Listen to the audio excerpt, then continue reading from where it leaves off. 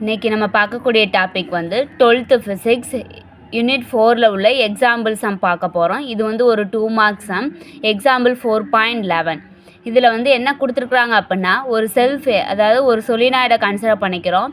அதில் வந்து ஏரோட self inductance வந்து 4.8 மில்லி ஹென்ரி கொடுத்துருக்குறாங்க. அயான்ஸோட செல்ஃப் இண்டக்டன்ஸ் வந்து 1.8 ஹென்ரி கொடுத்துருக்குறாங்க. இப்போது இந்த சொலினாய்டில் அயான்ஸோட ரிலேட்டிவ் பெர்மியபிலிட்டி எவ்வளோ இருக்கும் அப்படின்னு சொல்லி நம்ம கண்டுபிடிக்கணும். இப்போ மில்லி ஹென்ரி கொடுத்துருக்குறாங்க. மில்லிக்கு நம்ம என்ன போடுவோம், 10⁻³ போடுவோம். அப்போது செல்ஃப் இண்டக்டன்ஸை என்ன லெட்டரால் டினோட் பண்ணுவோம் அப்படின்னா, எல்லுங்கிற லெட்டரால் டினோட் பண்ணுவோம்.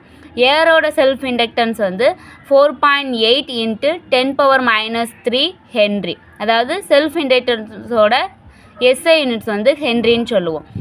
இங்கே வந்து அயான்ஸோட செல்ஃப் இண்டக்டன்ஸ் எவ்வளோ கொடுத்துருக்காங்க அப்படின்னா 1.8 ஹென்ரி கொடுத்துருக்குறாங்க. இப்போது செல்ஃப் இண்டக்டன்ஸ் ஃபார்முலா வந்து இங்கே எழுதியிருக்கிறோம். இந்த மியூக்கு பதிலாக நம்ம மியூ ஆர்னு சப்ஸ்டியூட் பண்ணிக்கலாம். அது ஒரு ஃபார்முலா. இப்போது ரெண்டையும் என்ன பண்ணுறோம் அப்படின்னா, ஈக்குவேஷன் 1 ஈக்குவேஷன் 2 நம்ம என்ன பண்ணுறோம், டிவைட் பண்ணுறோம். டிவைட் பண்ணும்போது L air divided by L ions = இந்த ரெண்டு ஃபார்முலா எழுதுகிறோம். μ0n² AL divided by μ0 μr n² ALன்னு. இப்போ அடி கொடுத்தோம் அப்படின்னா நமக்கு 1/μr மட்டும் கிடைக்கும். இப்போ μr மட்டும்தான் நமக்கு தேவை. μrனா என்னது அப்படின்னா ரிலேட்டிவ் பெர்மியபிலிட்டி. μr = அயான்ஸோட செல்ஃப் இண்டக்டன்ஸ் டிவைடட் பை ஏரோட செல்ஃப் இண்டக்டன்ஸ். இப்போ வேல்யூ தெரியும், வேல்யூ வந்து நம்ம சப்ஸ்டியூட் பண்ணிக்கலாம்.